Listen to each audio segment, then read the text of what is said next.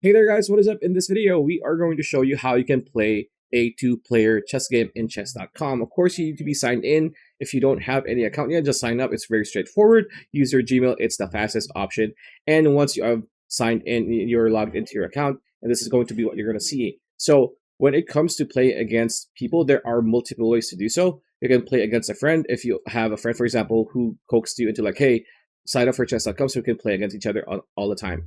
You can do that, but for the most part, you can just hover your mouse on the left-hand side that says play, and then click play online, right? So once you click play online, you're going to be brought to the chessboard right here, and you can just click start a game, right? So when you click start game, it's going to search for another live player where you can play against. So as you can see here, this is another person where I could just play a game against them. So that is how you play a two-player chess game in chess.com. So pretty much it. That's the video. Hope you liked it. Like, comment, share, subscribe, ring that bell icon. We'll see you on the next video.